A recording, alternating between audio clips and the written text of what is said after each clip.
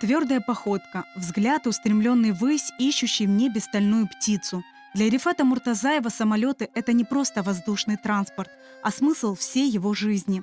Более 27 лет он служил в военной авиации техником-механиком. Весь свой путь он посвятил этой профессии, став высококлассным специалистом. Рифат ага родился в 1943 году в Бахчисарайском районе в селе Пачка. Во время депортации 1944 года, когда вся его семья попала в Юрьевский район Марийской СССР, ему было всего полгода. О том страшном майском дне он знает из рассказов родных. В 4 часа утра и в день супермаркет из дома выгоняли, в общем, да. По документам вроде сказали, что 500 килограмм можно на одного человека, а тут это Баамайтта еврейлерну немцелер ата, біздің де атмай шығарады. Чего? Ничего не взяли, в общем, да. Хорошо, что специальность у отца была кузнец. Она и Марийская ССР пригодилась. Жизнь на чужбине стала тяжелым испытанием для семьи Муртазаевых. Трудно было всем. Самые болезненные воспоминания Рифата ага о голоде. Его отец, не покладая рук, трудился за кусок хлеба, которого едва хватало всей семье. Что мне запомнилось, это вкус черного хлеба. Каждой семье какой-то паёк выделялся. Отец работал, ему полбуханки хлеба давали на всю семью. Он отрезал половинку, четверть этого кусочка, вот такие маленькие. Я съедал, мне самый вкусный оказался этот хлеб, потому что отец смотрел, что я хочу еще.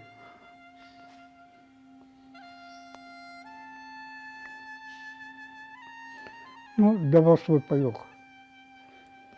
Вот это я видел.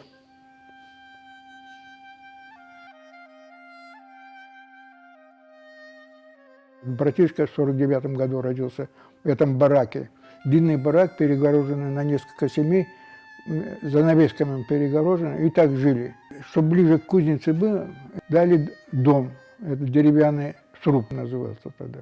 Переселились с этого барака, чуть легче стало, хлеб появился. 7-8 лет, когда было, мы в лес ходили, сами ягоды собирали. Клюкву, чернику и малину. В 1954 году семье удалось переехать в Узбекистан, сначала в город Кибрай, позже в Маргилан Ферганской области. В 1963 году, окончив 11 классов, Рифат Муртазаев вместе с другом поступил в авиационно-техническое училище в Иркутске. Получив специальность техника-механика, он попал в военную авиацию и был распределен в Забайкалье в Читинскую область, в город Борзя, где прослужил более 4 лет. Ярким воспоминанием осталась неожиданная командировка в Узбекистан. Обслуживал самолет, МиГ-17 и МиГ-15, который Гагарин еще на этих типах самолета разбился на МиГ-15.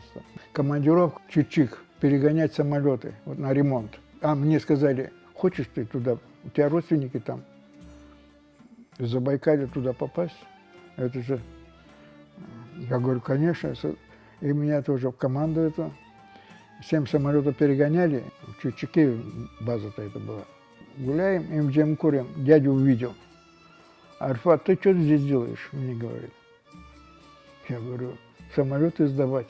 А приедешь ко мне? Конечно, говорю, приеду.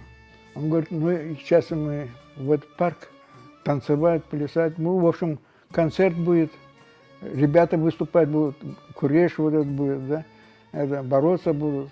Придешь туда? Я говорю, сейчас схожу, спрошу, отпустят, поеду. Так Рифат Муртазаев невольно стал участником первого митинга крымских татар в Черчике. Дорога вся полита водой. Полита водой, и смотрю, по сторонам, никого нет. Татары собирались же, их разогнали. И эти...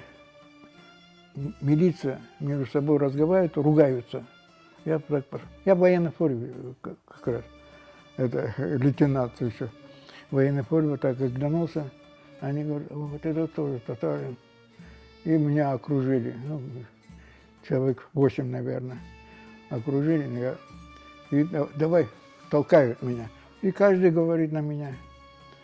Это он там выступал, это он там дрался с нами, он там... Я говорю, кто там за столом сидит, пишите хоть фамилию, и чтобы потом можно было разбираться. Мы разберемся без вас. Грубо так, мы разберемся без вас. Гауптвахту привезли, комендатуру, в общем, да. И там заперли в камеру. Ну, как преступника настоящего. Заперли в камеру, где-то, и ничего не говоря, закрыли дверь и ушли.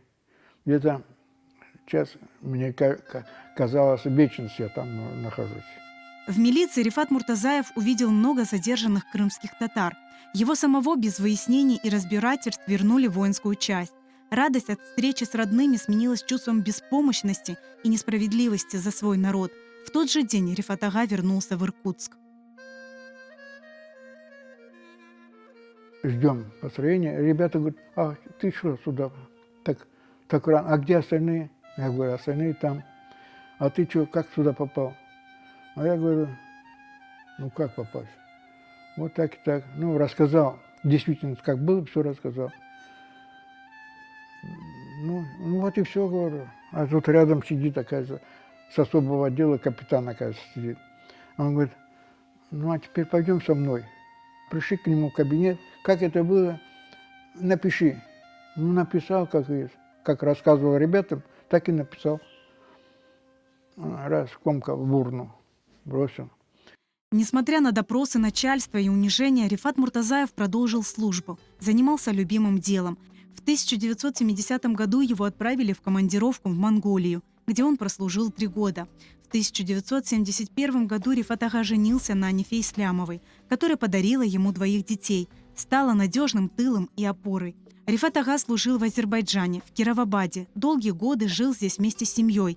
Он усердно трудился, стал высококлассным специалистом, исполнил мечту – служить за границей. Пока не сел в самолет, я не думал, что меня отправят. Я туда сейчас прибыл, в Конго. Наши подарили им самолеты, и мы учили обслуживать. Вот так. 3 года там были. В 1990 году, после 27 лет службы, Рифат Муртазаев решает вернуться на родину. 2 года здесь скитался между Крымом и Азербайджаном. Самое интересное, это здесь началось. Это, знаете, просто издевательство настоящее. 2 лишних года служу. Они говорят, а ты куда писал? Я говорю, Крым, Бахчисарай. А там прописки нету. Лишь в 1992 году, после долгих скитаний, поисков жилья и решения вопроса с пропиской, он смог перевести семью в Крым, в Нижнегорский район. Позже, в 2000 году, Муртазаевы перебрались в Бахчисарайский район, в село Тавбадрак. Сегодня Рифат Муртазаев – дедушка 6 внуков. Для них он символ стойкости, мужества и духа. Он тот, кто вернул их на родину.